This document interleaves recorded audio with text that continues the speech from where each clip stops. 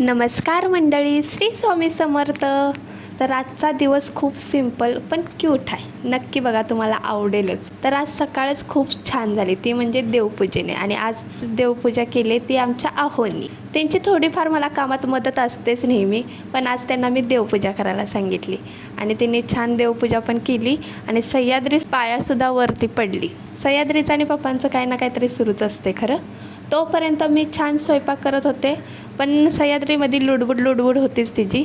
तिने घेतला माझ्याकडून टॅमॅटो, जो मी कापायला घेतलेला, आणि त्याच्यासोबतच खेळत बसली. आता म्हटलं खेळते तर खेळू दे, आपण दुसरा कापून जेवण बनवूया.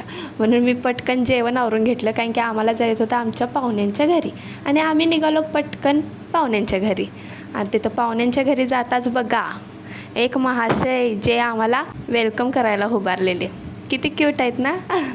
तर त्यांनी आमचं छान वेलकम केलं.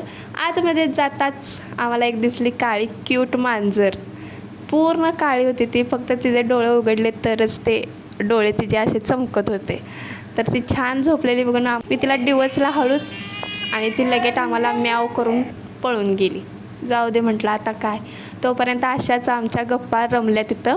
पाहुण्यांच्यासोबत छान गप्पा झाल्यानंतर तिथं त्यांच्या हॉलमध्येच लाकडी झोका होता. मी त्यावर सह्याद्रीला बसवलं आणि तिला झोका घातला. तिला लय भारी वाटलं ते, आणि मला पण भारी वाटलं, कारण की मला लहानपणापासून झोका आवडते. मी पण तेवढाच चान्स मारून घेतला आणि मी पण त्या झोक्यावर बसले. आम्हाला खूप वेळ झाला म्हणून आम्ही बाहेर पडलो तिथून. पाहुण्यांना भेटून झाल्यानंतर मग आम्ही घरी आलो. घरी येतानाच सह्याद्री गाडीवर झोपलेली, पण घरी येताच लाईट नव्हती. त्यामुळं बघा तिचे पप्पा कसे वारा घालतायत. हे असे सह्याद्री पप्पांच्याकडून लाड करून घेतेच कायम. तर असा होता आमचा पूर्ण दिवस.